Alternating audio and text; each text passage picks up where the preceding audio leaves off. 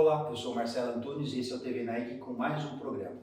Hoje, nosso convidado é o Dr. Roberto Marins, urologista. Nós vamos conversar um pouco de câncer de próstata. Marins, amigo, parceiro, obrigado pela sua presença aqui conosco.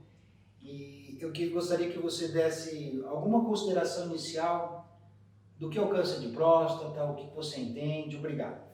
Eu que agradeço, Marcelo, uma honra estar aqui com você, principalmente no momento para a gente falar de um assunto tão relevante, já que estamos falando de câncer de próstata, uma doença de alta incidência, de alta prevalência, que temos ainda no Brasil considerado um problema de saúde pública devido à sua alta taxa de mortalidade no nosso país ainda, e que ela é relevante porque mexe com a saúde do homem, mexe com assuntos como o tabu de fazer um exame de detecção, mexe com questão de sexualidade, mexe com muito preconceito, e o homem, por conta disso, procura não entender a doença ou não releva fatos importantes da doença. Ele marginaliza, né, Roberto? Exatamente, trata de forma parcial e muitas vezes morre de uma doença que é tratável em 95% se detectado precocemente. Roberto, eu recebo muitas vezes aqui no NAIC pacientes que vêm com um exame de PSA total. Ele joga o exame de PSA total e aí ele tira aquela carga do ombro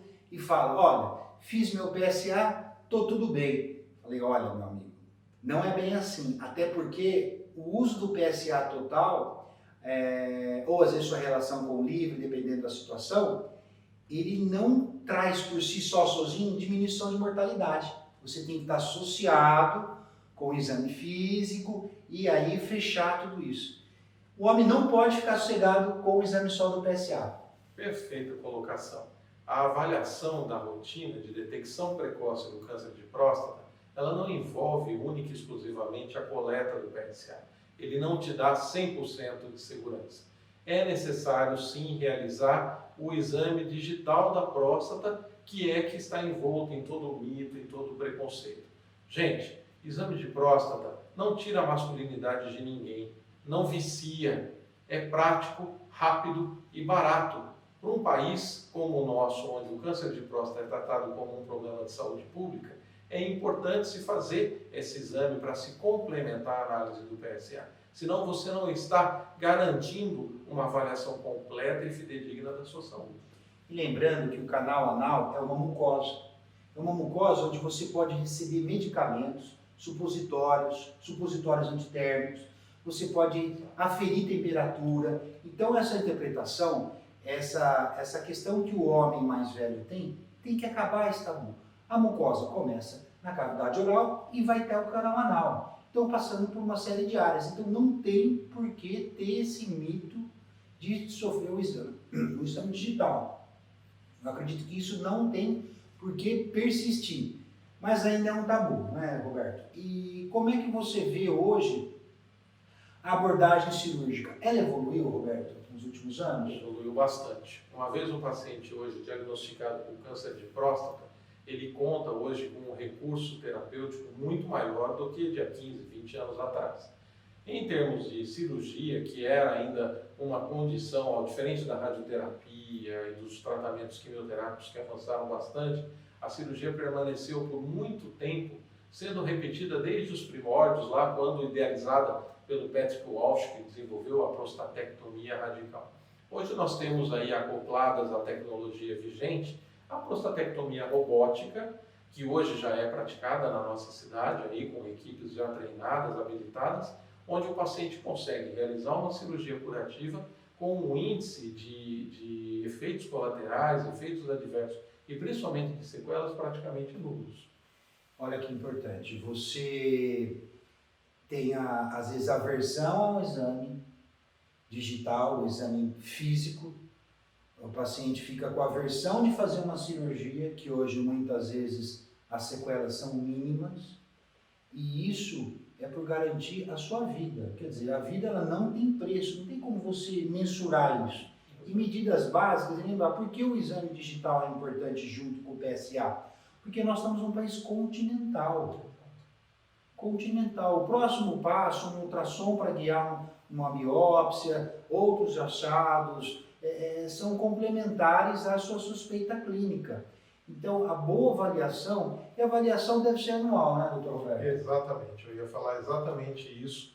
Não é um exame que precisa ser feito frequentemente, basta uma avaliação anual. Quem que deve procurar o médico para fazer isso? Todo homem, a partir dos 50 anos de idade, procura o profissional. É uma avaliação tranquila, Marcelo, é uma avaliação onde o paciente vai contar para o médico se ele tem alguma queixa urinária, vai fazer a coleta do exame do PSA e vai se submeter ao exame digital da próstata, que dura no máximo 10 segundos e que tem todas aquelas condições que eu falei, que não tira a masculinidade, não vicia, não traz nenhum mal-estar para o paciente realizar. E isso vale para os pacientes que são assintomáticos. Nós temos que lembrar que o câncer de próstata, na fase inicial, onde ele é altamente tratável e curável, ele vem com ausência de sintomas. Então não espere sentir alguma coisa para você procurar o seu médico, porque o maior risco está em adiante. Roberto, alguns pacientes perguntam se alguns fatores podem interferir a dosagem do PSA. Existe alguma orientação de um balanço geral? O paciente vai colher o PSA, atividade sexual, isso, aquilo, ter feito o exame de toque antes, essa orientação para a nossa equipe, para o nosso público, para o nosso time? Perfeito, importantíssimo isso aí.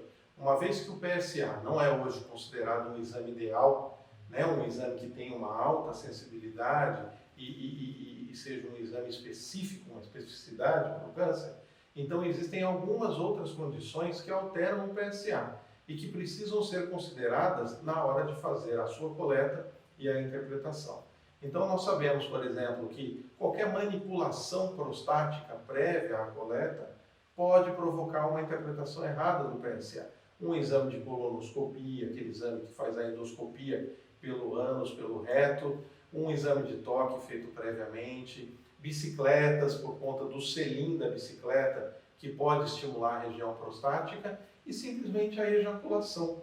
Nós sabemos que a ejaculação pode alterar o PSA e criar um viés, uma interpretação equivocada.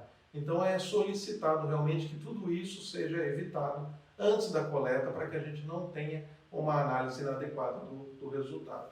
Eu acredito que isso seja o mais importante para as pessoas entenderem que existem alguns fatores que alteram a especificidade do exame, e essa é uma questão importante. Por isso que o TV Naink, ele faz conexão com informação, e hoje trazendo pessoas de qualidade, como o Dr. Roberto Marins, nosso colega urologista, com informações precisas a todos nós. Roberto, a retirada da próstata e o paciente cura, muitos casos curam. Caso ele venha desenvolver uma questão de perda ou diminuição de sua função sexual. Eu sei que às vezes os pacientes confundem a questão da idade do passar dos anos, que isso vai acontecer, que é o esperado do homem, bem como diabetes, alguns outros problemas podem antecipar essa questão da qualidade sexual, mas nós temos alguns artifícios a serem feitos, alguns métodos que podem ser utilizados para tentar melhorar esse paciente que sofreu a cirurgia e quer ter uma vida sexual melhor? Sem dúvida, essa colocação foi importante. Realmente a questão da idade hoje é o principal fator de risco para o homem ter uma disfunção erétil. Outros fatores de risco é o tabagismo, o diabetes, que é uma doença degenerativa.